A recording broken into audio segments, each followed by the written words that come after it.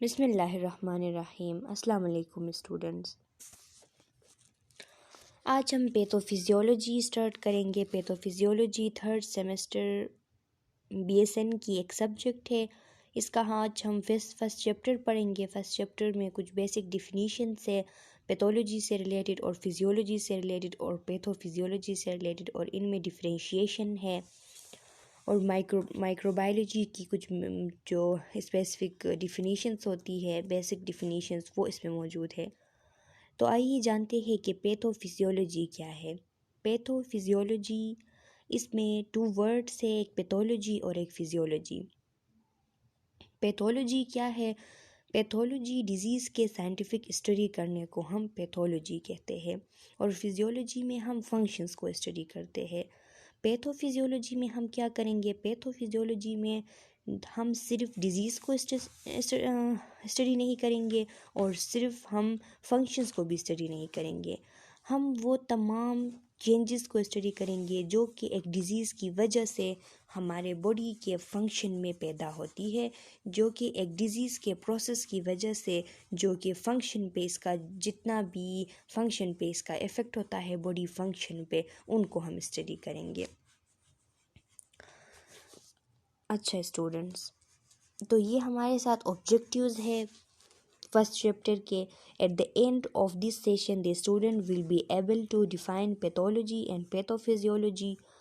Student क्या होंगे? Student इस सेशन के बाद इस एबल होंगे कि आप लोग पैथोलॉजी को डिफ़ाइन कर पाएंगे, पैथोफिजियोलॉजी को आप लोग डिफ़ाइन कर पाएंगे, differentiate among pathophysiology and other biomedical sciences. जो पैथोफिजियोलॉजी है और दूसरे बायोमेडिकल साइंसेस है, उनमें आप डिफ्रेंशिएशन कर पाएंगे। Discuss the basic concept of disease and its development. Disease के जो बेसिक कंसेप्ट है और इसकी जो डेवलपमेंट होती है वो किस तरह होती है, उसका मैकेनिज़्म क्या है, इस बारे में स्टडी करेंगे। Briefly discuss each of 5 component of disease process. जो जितने भी 5 कंपोनेंट है डिजीज़ प्रोसेस के, उनको हम एक एक करके स्टडी करेंगे कि डिज़ीज़ की प्रिवलेंस क्या होती है, डिज़ीज़ की इटियोलॉजी क्या होती है, इसकी पैथोजेनेसिस क्या होती है, इसकी क्लिनिकल मैनिफेस्टेशन क्या होती है और इसकी आउटकम क्या होती है। सबसे पहला है पैथोलॉजी। पैथोलॉजी क्या है? The word pathology is derive from Greek word pathos meaning feeling और suffering and logy is of study. क्या है पैथोलॉजी? ग्रीक ज़बान से निकला है, ग्रीक ज़बान के लफ्ज़ पैथोस से निकला है। इसका क्या मतलब होता है? फीलिंग या सफ़रिंग। मतलब कि इसमें सफ़रिंग की बात आई है कि बंदा क्या करता है, ख़ुद एक सफ़र फील करता है। मतलब ये कि जो साइंटिफिक स्टडी होती है डिज़ीज़ को, उसको हम पैथोलॉजी कहते हैं।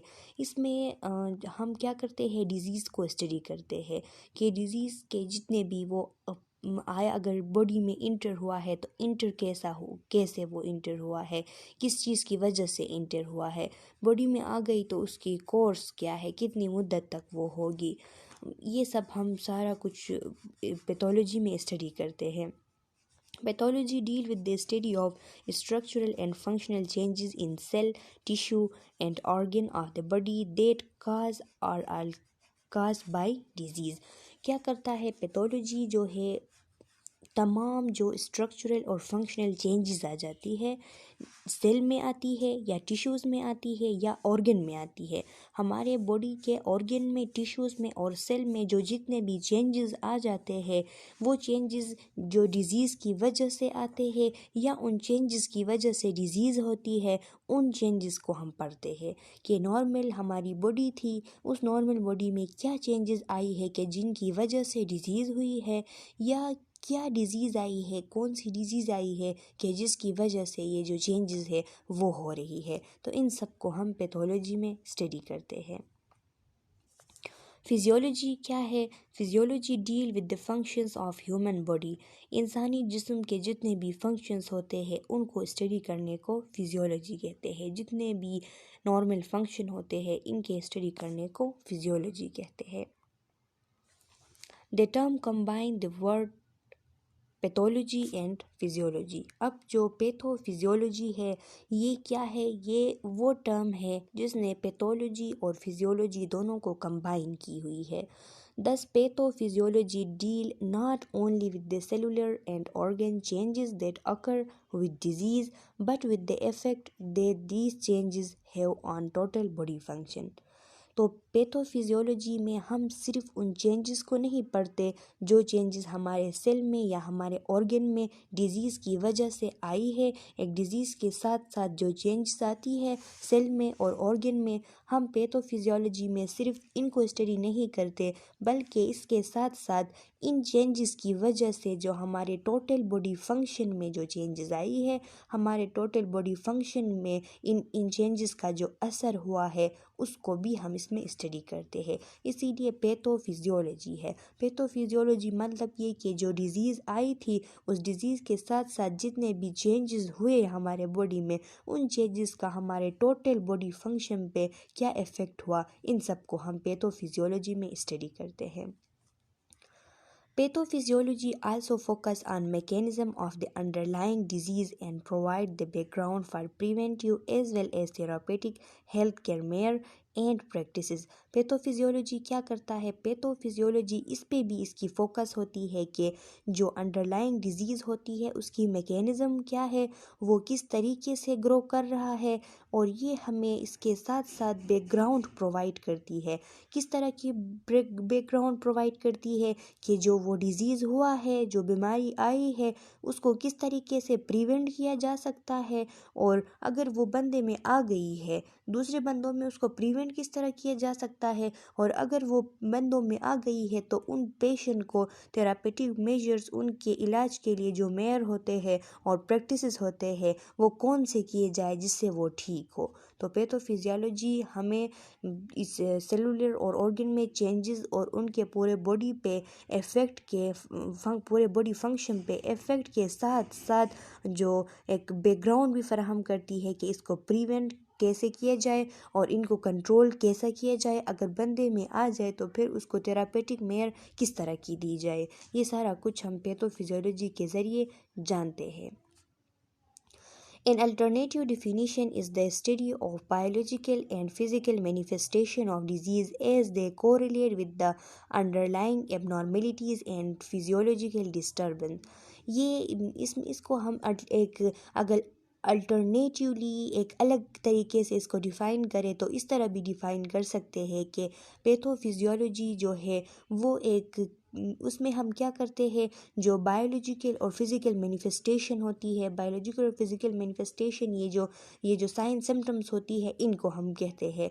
तो एक डिज़ीज़ के जो साइन सिम्टम्स होते हैं जो कि अंडरलाइंग एबनॉर्मेलिटी के साथ रिलेटेड होते हैं, और इस एक बंदा है उसके अंदर एबनॉर्मेलिटी है, उसकी फिजियोलॉजी, उसकी फंक्शन डिस्टर्ब है, तो इस एबनॉर्मेलिटी, इस फिजियोलॉजी में जो डिस्टर्बेंस है इससे रिलेटेड उस बंदे में जो बायोलॉजिकली और फिज़िकली जो चेंजेस आ जाते हैं, जो साइन सिम्टम्स होते हैं, इसकी मैनिफेस्टेशंस होते हैं, इनको स्टडी करने को पैथोफिजियोलॉजी कहते हैं। अब है माइक्रोबायोलॉजी। माइक्रोबायोलॉजी क्या है? From Greek word micros small, bios life and logy study. ये भी ग्रीक ज़बान का लफ्ज़ है। माइक्रोस का मतलब स्मॉल है, बायोस का मतलब लाइफ है, तो ये क्या है, स्मॉल लाइफ होती है, और इन स्मॉल लाइफ के स्टडी करने को ये जो माइक्रोब्स होते हैं ये क्या होते हैं, ये स्मॉल लाइफ होते हैं, माइक्रोस्कोपिक लाइफ होते हैं, इनको स्टडी करने को माइक्रोबायोलॉजी कहते हैं। It is the study of microscopic organisms which are defined as any living organism that is either a single cell, unicellular, a cell cluster, or has no cell at all, acellular। क्या है microbiology? जो है वो study है microscopic organism की। इसमें हम microscopic जो जितने भी ऑर्गेनिज्म होते हैं उनको स्टडी करते हैं, which are define as any living organism. Microscopic organism को हम कैसे डिफाइन करते हैं? वो तमाम लिविंग ऑर्गेनिज्म है that is either a single cell, जिनका या तो सिर्फ सिंगल सेल होता है जो यूनिसेलुलर होते हैं, या वो सेल के क्लस्टर होते हैं, या उसमें क्या होता है, मतलब सेल के क्लस्टर मतलब कि उसमें सेल ज़्यादा होते हैं या उसमें सेल होता ही नहीं है, ए सेलुलर होते हैं जो कनेक्ट आई से नज़र नहीं आते, उनको माइक्रोस्कोप से देखा जाता है, उनको माइक्रोस्कोपिक ऑर्गेनिज्म कहते हैं। This include eukaryotes such as fungi, इसमें यूकैरियोट्स भी इंक्लूड है। यूकैरियोट्स वो जिसमें उनकी ट्रू न्यूक्लियस होती है, उनकी ऑर्गेनेलीज होती है, उनको हम यूकैरियोट्स कहते हैं, जैसा कि फंगी है, फंगी भी इसमें शामिल है। एंड प्रोकैरियोट्स, और इसमें जो प्रोकैरियोट्स है, प्रोकैरियोट्स वो के जिनके सेल ऑर्गेनेलीज नहीं होते, उनको हम क्या कहते हैं, प्रोकैरियोट्स कहते हैं। तो इसमें प्रोकैरियोट्स भी शामिल होते हैं और यूकैरियोट्स जैसे कि फंगी भी इसमें शामिल होते हैं। Viruses and prions through not strictly classed as living organism are also studied. ये वायरसेस और प्रियंस जो होते हैं ये स्ट्रिक्टली लिविंग ऑर्गेनिज्म के कैटेगरी में तो नहीं आते, लेकिन इनको भी हम माइक्रोबायोलॉजी में स्टडी करते हैं। वायरसेस तो आप लोग जानते हैं कि ये डिजीज़ काज करते हैं और ये वो बाउंड्री में है लिविंग और नॉन लिविंग के। प्रियंस भी इसी तरह ही के माइक्रो ऑर्गेनिजम्स होते हैं, वायरस लाइक ऑर्गेनिज्म होते हैं, जो कि इनका नाम प्रियन इसलिए रखा गया है क्योंकि इनमें एक प्रोटीन पाई जाती है, उस प्रोटीन का नाम प्रियन प्रोटीन है, इसलिए इनको प्रियंस कहा जाता है। प्रियंस का क्या करते हैं, ये जो नर्व सेल होते हैं उस पे अटैक करते हैं, हमारे नर्व सेल पे, ह्यूमन के नर्व सेल पे अटैक करते हैं और बाज़ एनिमल के नर्व सेल पे भी अटैक करते हैं और ब्रेन डिजीज़ पैदा करते हैं।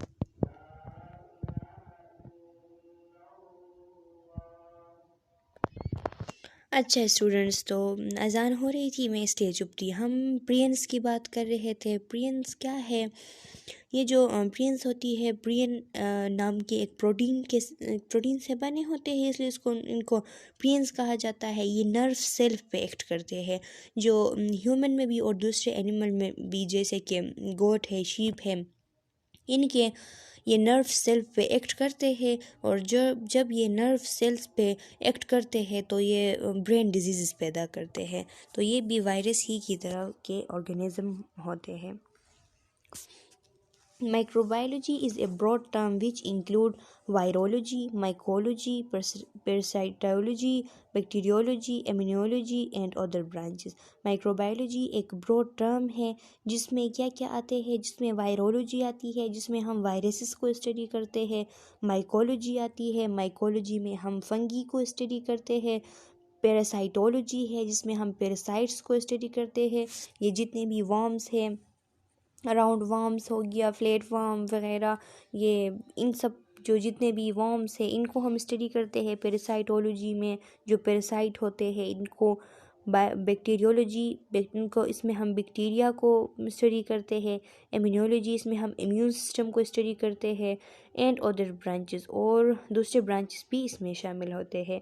Microbiology deal with isolation and identification of infectious agents such as bacteria, viruses, fungi and parasites that cause disease.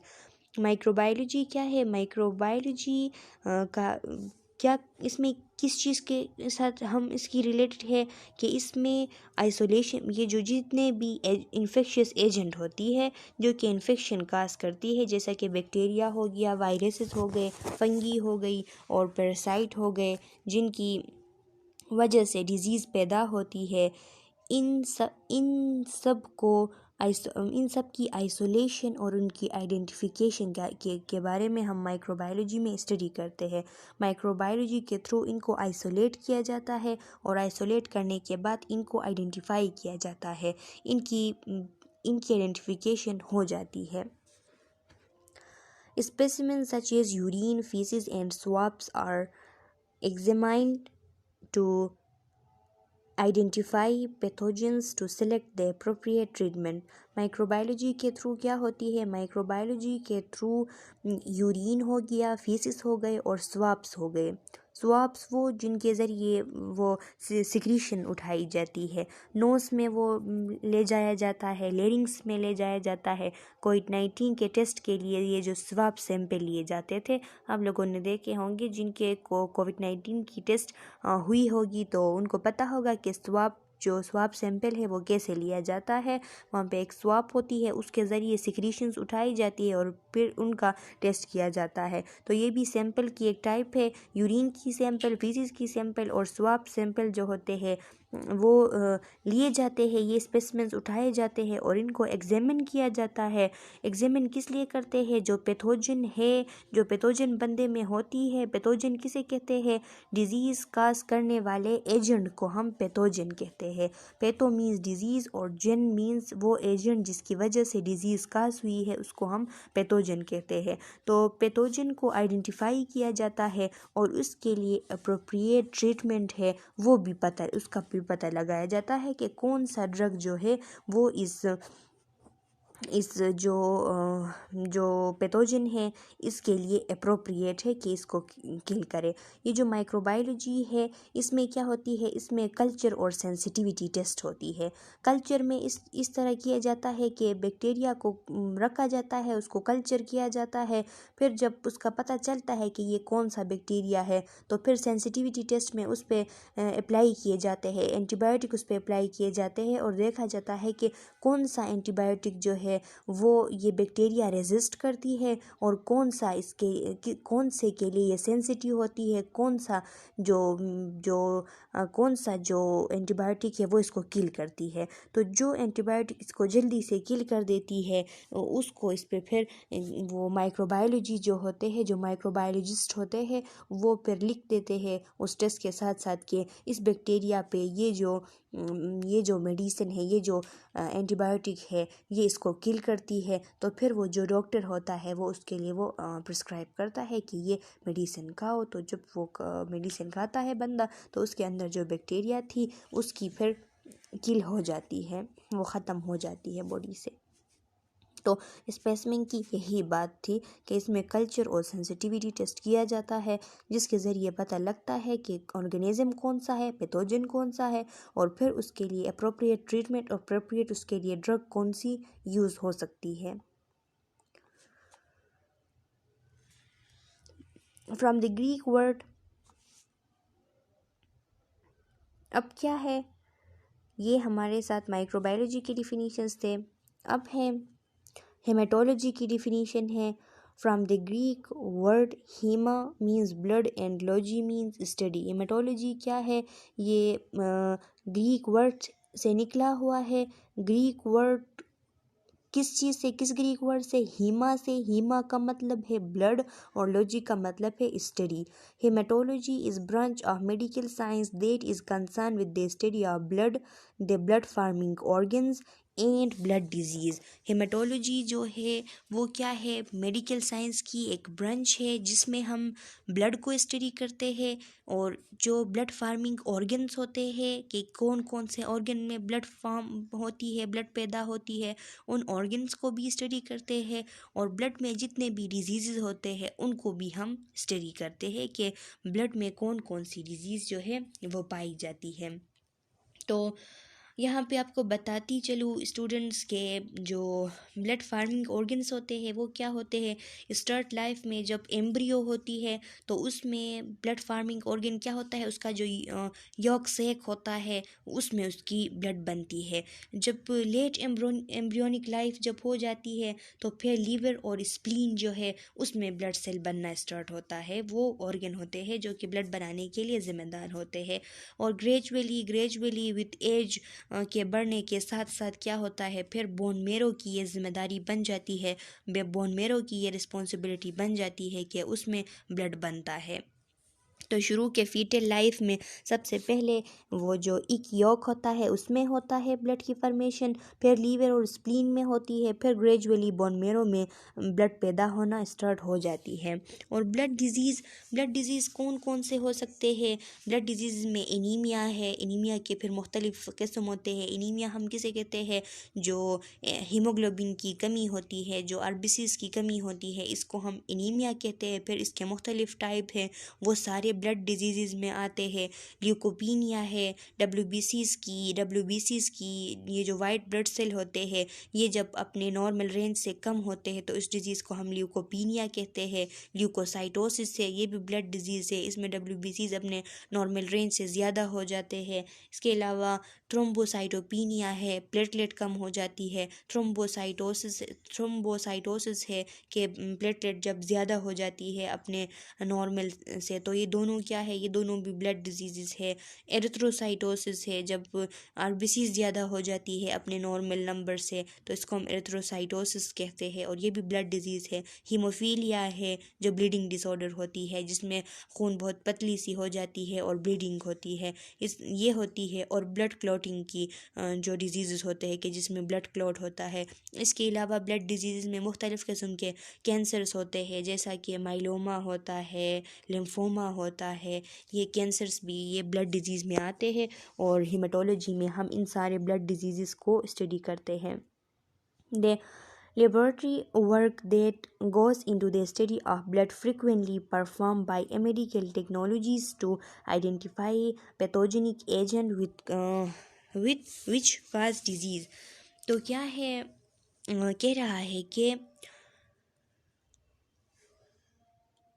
जो लेबॉर्ट्री वर्क होती है, जो लेबॉर्ट्री में जितना भी वर्क होता है वो क्या करते हैं, वो स्टडी करते हैं ब्लड को फ्रिक्वेंटली, उसको स्टडी करते हैं। जो जितने भी मेडिकल टेक्नोलॉजीज़ होते हैं वो ब्लड को स्टडी करते हैं और स्टडी करने के बाद इसमें जो पैथोजेनिक एजेंट है जिसकी वजह से डिजीज़ काज हुई है उसको आइडेंटिफाई कर देते हैं और फिर आइडेंटिफाई करने के बाद उसकी ट्रीटमेंट हो जाती है। इसके बाद है इम्यूनोलॉजी। इम्यूनोलॉजी क्या है, it is the branch of microbiology that covers the study of all aspect of immune system in all organisms। क्या है, माइक्रोबायोलॉजी की ब्रांच है। इम्यूनोलॉजी माइक्रोबायोलॉजी की ब्रांच है जिसमें हम इम्यून सिस्टम, तमाम ऑर्गेनिजम्स में इम्यून सिस्टम के जितने भी एस्पेक्ट्स होते हैं, इसके जितने भी एस्पेक्ट्स होते हैं हम सारों को स्टडी करते हैं। It deal with the physiological functioning of the immune system in state of both health and disease. Immunology में हम जो फंक्शनिंग होता है इम्यून सिस्टम का वो स्टडी करते हैं कि इम्यून सिस्टम किस तरह फंक्शन करती है। अगर बंदा हेल्थी है तो उस टाइम किस तरह वो फंक्शन करती है इम्यून सिस्टम, और अगर बंदा डिजीज़ कंडीशन में है तो उस टाइम किस तरह वो एक्शन करती है, दोनों को हम स्टडी करते हैं, हेल्थ कंडीशन में भी और डिजीज़ कंडीशन में भी। Abnormalities may the result of either underactivity, immunodeficiency, or overactivity, immunity and allergy or hypersensitivity of the immune system। जो एबनॉर्मेलिटीज़ होती है वो दोनों तरीक़ों से आ सकती है, या तो इम्यून सिस्टम बहुत कम फंक्शन कर रही होती है, इम्यून सिस्टम कमज़ोर होती है जिसे हम इम्यूनो डिफिशिएंसी कहते हैं, या तो इम्यून सिस्टम बहुत रिएक्टिव हो जाती है, बहुत ज़्यादा ही एक्टिव हो जाती है, उसको हम ऑटो इम्यूनिटी कहते हैं, या एलर्जी या हाइपर सेंसिटिविटी कहते हैं। एलर्जी या हाइपर सेंसिटिविटी तब होती है जब इम्यून सिस्टम बहुत ज़्यादा एक्टिव होती है। तो ये दोनों तरीक़ों से दोनों का ख़तरा है, कम भी हो जाए तो भी इसका, वीक भी हो जाए तो भी ख़तरा है, अगर बहुत ही रिएक्टिव हो जाए तो ऑटो इम्यूनिटी काज होती है जिसकी वजह से ख़ुद के सेल पे वो अटैक कर देती है इम्यून सिस्टम। तो ये भी एक ख़तरनाक किस्म की डिसऑर्डर है। तो इम्यूनोलॉजी में हम इन दोनों को स्टडी करते हैं। General immune system interact with pathogenic microbe. जो जनरल इम्यून सिस्टम होता है वो क्या, उसमें क्या होती है, उसमें इंटरेक्शन होती है किस चीज़ से, जो पैथोजेनिक माइक्रोब होते हैं, जो जितने भी डिजीज़ काजिंग माइक्रोब्स होते हैं उनसे इम्यून सिस्टम की क्या होती है, इंटरेक्शन हो जाती है। अब हेल्थ किसे कहते हैं? In 1948 the preamble to the constitution of World Health Organization WHO defined health as. 1948 में जो WHO की ऑर्गेनाइजेशन है इसने जो हेल्थ है इसको किस तरह डिफ़ाइन किया है कि state of complete physical, mental, social wellbeing and not merely the absence of disease and infirmity. Disease जो है, डिज़ीज़ हम सिर्फ जिसमें हेल्थ को हम हेल्थी उस बंदे को नहीं कह सकते कि जिसमें सिर्फ डिजीज़ एब्सेंट हो, जिसमें कमज़ोरी ना हो, हम उस बंदे को हेल्थी बंदा नहीं कह सकते। हेल्थ हम उस वक्त कह सकते हैं जब बंदा फिज़िकली, मेंटली और सोशली वेल बीइंग हो, सारा उसका जो 3 ये एस्पेक्ट है सब वेल बीइंग हो, सब बहुत ज़्यादा ही अच्छे से फंक्शन परफॉर्म कर रहे हो और उसमें कोई डिज़ीज़ वगैरह मौजूद नहीं होती, तब हम कहेंगे कि ये बंदा जो है ये हेल्थी है। तो ये डिफिनीशन WHO ने की हुई है। डिज़ीज़ क्या है? A disease has been defined as interruption, cessation or disorder of a body system or organ structure that is characterized usually by recognized etiological agents an identifiable group of sign and symptom or consistent anatomic alteration. क्या होता है? Disease की एक बहुत ही अच्छी सी definition है, दी गई है कि डिज़ीज़ जो है इसको हम इस तरह डिफ़ाइन करते हैं कि ये इंटरप्शन है। इंटरप्शन मतलब ये कि ये क्या होती है, एक रुकावट है। सिसेशन क्या है? एक ख़त्म होना। और a disorder of a body system, इसमें क्या होती है, जो बॉडी सिस्टम होता है या ऑर्गन स्ट्रक्चर होता है हमारे बॉडी का, उसमें चेंजेस आ जाती है, उसकी फ़ंक्शन की सिसेशन हो जाती है, उसकी फ़ंक्शन ख़त्म हो जाती है, या उसके फंक्शन में रुकावट आ जाती है, या उसके फंक्शन में कोई डिसऑर्डर, कोई ख़राबी आ जाती है। That is characterized usually by recognized etiological agent or agents।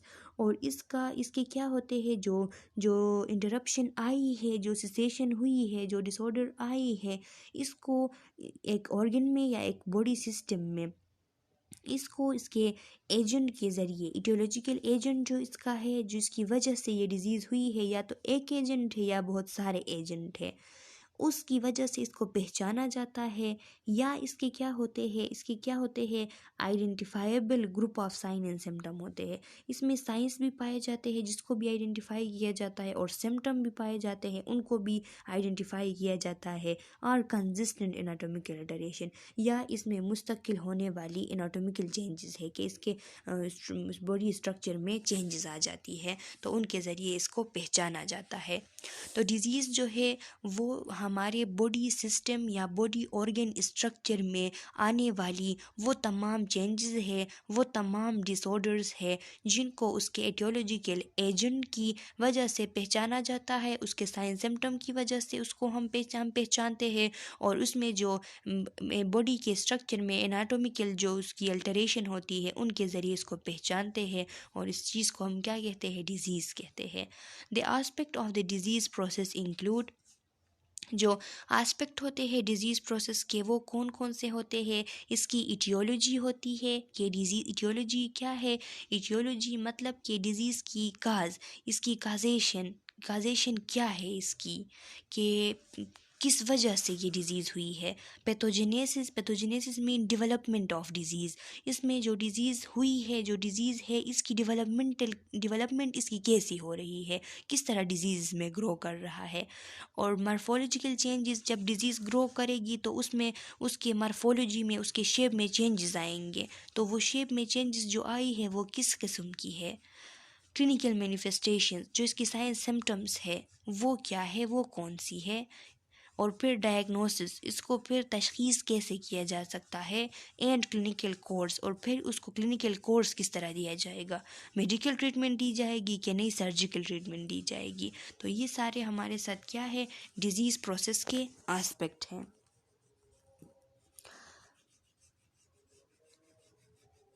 अब क्या है, इटियोलॉजी है।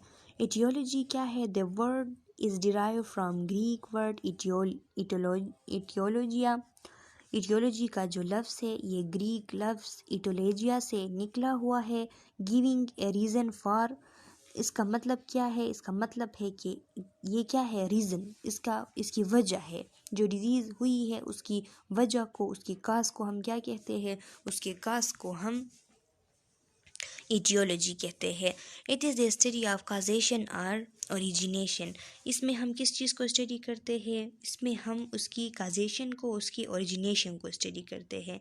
मतलब ये कि हम उसकी वजह को स्टडी करते हैं, उसकी काजेशन, उसकी वजह को स्टडी करते हैं, और उसकी ओरिजिनेशन, उसकी इब्तिदा को स्टडी करते हैं कि वो ओरिजिनेशन उसकी कहाँ से हुई, उसकी इब्तिदा कहाँ से हुई। There are two type of aetiology. Aetiology के क्या होते हैं, दो टाइप होते हैं। एक जेनेटिकल इटियोलॉजी होता है और दूसरा एक्वायर्ड इटियोलॉजी होता है। जेनेटिकल इटियोलॉजी वो होता है कि क्रोमोसोमल लेवल में या जीन लेवल में अगर कोई ख़राबी हो जिसकी वजह से डिज़ीज़ पैदा हुई हो, उसको हम जेनेटिकल इटियोलॉजी बोलते हैं कि प्रॉब्लम जो है वो जीन में थी, वो क्रोमोसोमल लेवल में थी, और उस वजह से, उस जीन लेवल या क्रोमोसोमल लेवल में ख़राबी की वजह से डिज़ीज़ पैदा हुई है। तो उसको हम बोलेंगे कि ये जेनेटिकल इटियोलॉजी है। और एक्वायर्ड इटियोलॉजी किसे बोलेंगे कि जीन या क्रोमोसोमल लेवल के इसमें ख़राबी नहीं होती, उनके अलावा वो बिल्कुल ठीक होते हैं। जीन लेवल, क्रोमोसोमल लेवल बिल्कुल वो ठीक होते हैं, बिल्कुल नॉर्मल होते हैं, लेकिन इन्वायरमेंट से फिर उसको क्या होता है, इन्वायरमेंट से फिर उसमें डिज़ीज़ आ जाती है। तो इनको हम एक्वायर्ड इटियोलॉजी कहते हैं। जेनेटिकल का बताया हुआ है, due to abnormalities of chromosomes called mutation और डिफेक्ट इन जीन।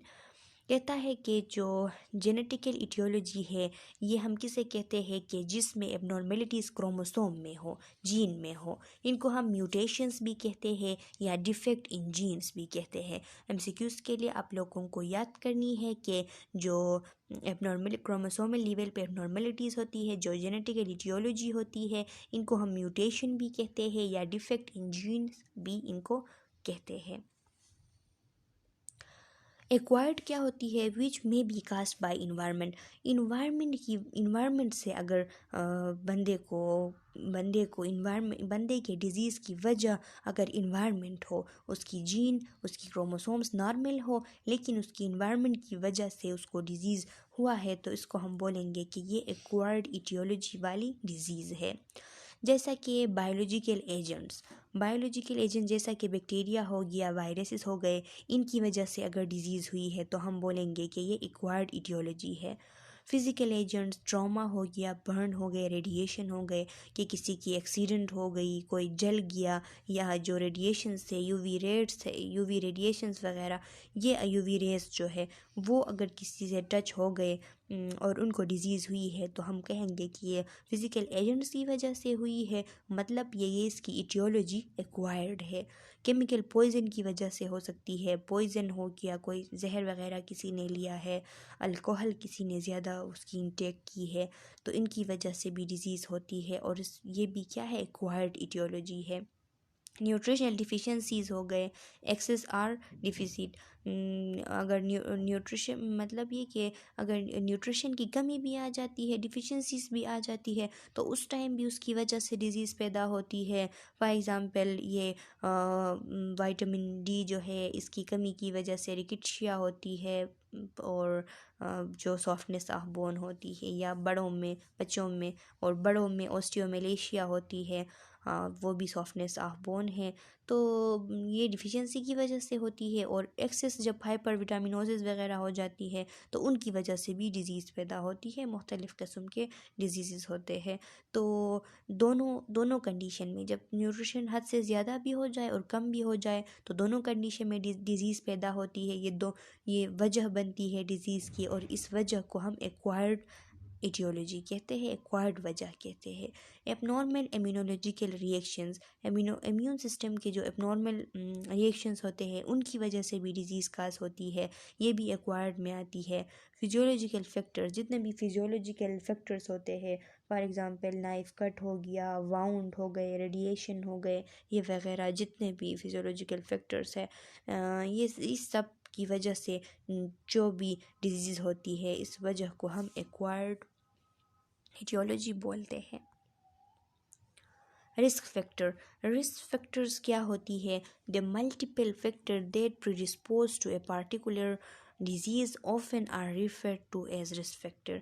वो तमाम फैक्टर्स जिसकी वजह से पेशगोई होती है, प्रिडिस्पोज मींस के वो पेशगोई करते हैं एक ख़ास डिज़ीज़ की। मतलब अगर किसी में वो रिस्क फैक्टर, हम देखते हैं कि किसी में कुछ ऐसे फैक्टर है जो वजह बन सकते हैं कि इससे वो एक ख़ास किस्म की डिज़ीज़ हो सकती है, तो फिर उनको हम कहते हैं कि ये रिस्क फैक्टर है। अगर इसमें ये फैक्टर है तो इस बंदे को वो डिज़ीज़ लग सकती है। फॉर एग्ज़ाम्पल, अगर कोई पेशेंट हॉस्पिटल में आता है और उसको इम्यून सिस्टम की डिफिशिएंसी है, तो हम उस पेशेंट को देख के हम कहेंगे कि ये इसमें रिस्क फैक्टर है कि इसको नोज़ोकोमियल जो इन्फेक्शन होती है वो जल्दी से लगेंगे। नोज़ोकोमियल इन्फेक्शन जो हॉस्पिटल एक्वायर्ड इन्फेक्शन होते हैं उनको कहते हैं।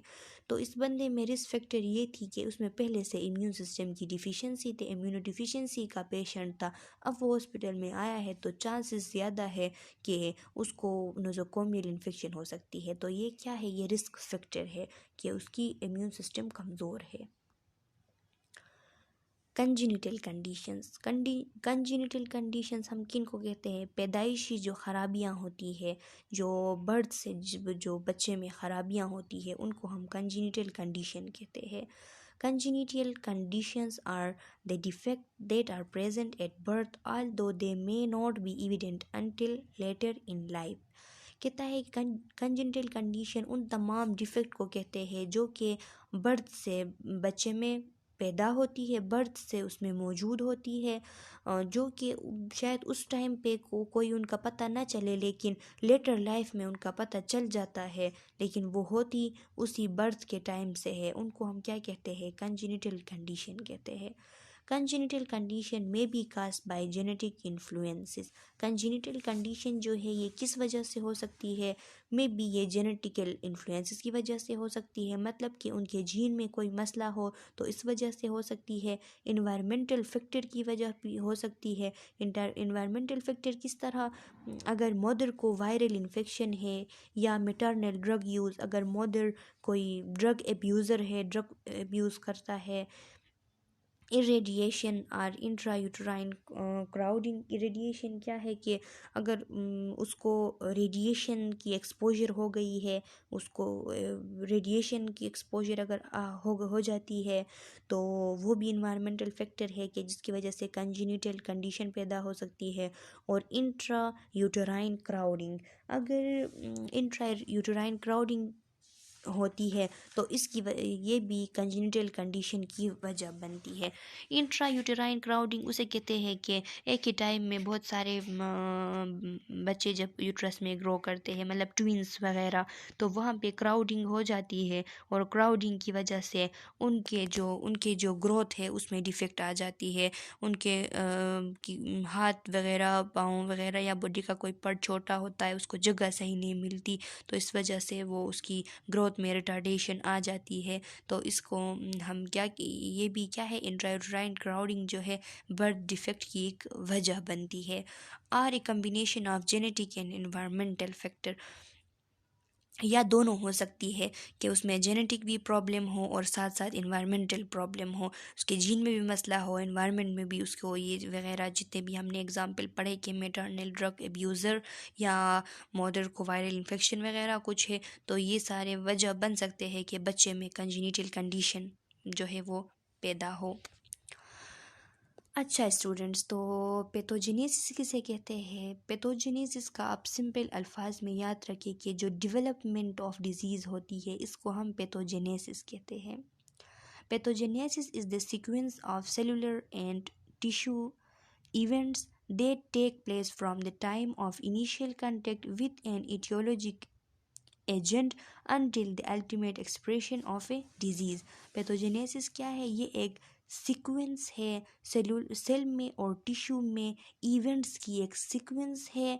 दे take place from the time of initial contact, वो कब शुरू होती है वो इवेंट्स? जब इटियोलॉजिकल एजेंट, जो डिजीज़ पैदा करने वाला एजेंट होता है, उसके साथ फर्स्ट कंटेक्ट हो जाती है तो वो मरहले हमारे बॉडी में शुरू हो जाते हैं। जब हमारी एक फॉर एग्ज़ाम्पल एक बैक्टीरिया से एक बंदे की फ़र्स्ट, एक पेशेंट की फ़र्स्ट कांटेक्ट जब हो जाती है तो उसके अंदर, उसके टिश्यूज़ में, उसके सेल में जो इवेंट्स है वो शुरू हो जाते हैं। मतलब ये कि बैक्टीरिया ने ग्रो करना शुरू किया तो उसके अंदर वो मरहले शुरू हो जाते हैं और वो शुरू हो के इनिशियली वो स्टार्ट होते हैं और फिर वो ग्रो करते हैं with an etiology as until the ultimate expression of a disease, और आखिर में जाके वो जो डिज़ीज़ है उसकी पूरी तरफ से एक्सप्रेशन हो जाती है। तो ये फर्स्ट कंटेक्ट से लेके डिज़ीज़ के फुल एक्सप्रेशन तक जितने भी मरहले होते हैं डिज़ीज़ के, उसको हम क्या कहते हैं? पैथोजेनेसिस कहते हैं। पैथो मीन्स डिजीज़ और जेनेसिस मीन्स उसकी डेवलपमेंट, कि डिजीज़ किस तरह डेवलपमेंट करती है। फर्स्ट कांटेक्ट हो गई, अब वो किस तरह ग्रो कर रही है कि वो फिर उसकी एक्सप्रेशन हो जाती है डिजीज़ के, इसके हम क्या कहते हैं? पैथोजेनेसिस कहते हैं। The ability of an agent to cause disease depend on its speed of production, extent of tissue damage and production of toxin।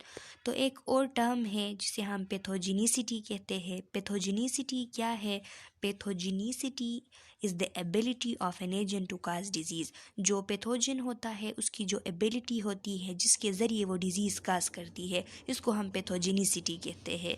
और पैथोजेनिसिटी जो है वो डिपेंड करता है कि उसके प्रोडक्शन के रेट पे, कि उसकी स्पीड कितनी है प्रोडक्शन की। अगर बैक्टीरिया की प्रोडक्शन की स्पीड बहुत ज़्यादा है, बहुत ही ज़्यादा है कि एक सेकंड में वो बहुत बार उसकी प्रोडक्शन हो जाती है, तो फिर उसकी एबिलिटी जो है डिज़ीज़ काज करने की वो भी ज़्यादा होगी। और एक्सटेंट ऑफ टिश्यू डैमेज, और उसकी ये कि वो कितने हद तक टिश्यू को डैमेज कर सकता है, कितने हद तक वो टिश्यू को ख़राब कर लेता है, इस पे भी डिपेंड करता है।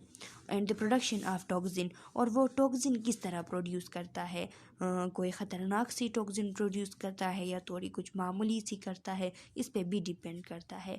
लेकिन ये जो एबिलिटी होती है एक पैथोजन की कि वो डिज़ीज़ काज करे, इसको पैथोजेनिसिटी कहते हैं।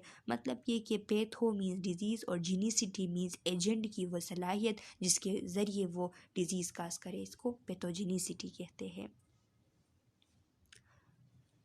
फिर क्या है? मॉर्फोलॉजी। मॉर्फोलॉजी किसे कहते हैं? Morphology refer to the fundamental structure और फॉर्म ऑफ सेल और टिश्यू। जो जितने भी बुनियादी स्ट्रक्चर होते हैं टिश्यू के या सेल के, उनको हम क्या कहते हैं? मॉर्फोलॉजी कहते हैं। मतलब शेप को, किसी भी टिश्यू या सेल के शेप को हम मॉर्फोलॉजी कहते हैं। मॉर्फो मीन्स शेप और लॉजी मीन्स स्टडी, इसमें हम शेप को स्टडी करते हैं टिश्यूज़ और सेल के। Morphological changes are concerned with both the gross anatomic and microscopic changes that are characteristic of a disease।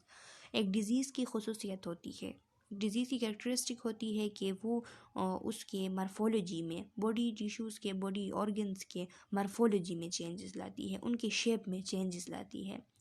तो ये दो किस्म की हो सकती है, ग्रॉस भी हो सकती है और माइक्रोस्कोपिक भी हो सकती है। ग्रॉस वो कि इस मॉर्फोलॉजिकल चेंजेस को हम अपने नेक्ट आई से भी देख सकते हैं। नेक्ट आई से अगर हमें मॉर्फोलॉजिकल चेंजेस नज़र आ जाए तो उसे हम कहेंगे कि ये ग्रॉस एनाटॉमिक मॉर्फोलॉजिकल चेंजेस है।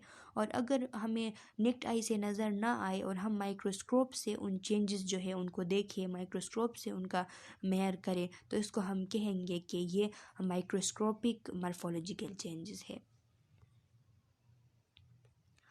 अच्छा स्टूडेंट्स, तो मेरे ख़्याल से यहाँ तक काफ़ी है। इसका जो नेक्स्ट जो हिस्सा है, आगे के जो स्लाइड्स रहते हैं वो हम नेक्स्ट लेक्चर में पढ़ेंगे। यहाँ तक आप लोगों को अगर कोई इसमें मसला है तो आप कमेंट सेक्शन में अपना क्वेश्चन डाल लें। मैं इंशाल्लाह आपको नेक्स्ट लेक्चर में उनका आंसर करूँगी। अच्छा स्टूडेंट्स, तो अपना ख्याल रखिए। अल्लाह हाफिज़।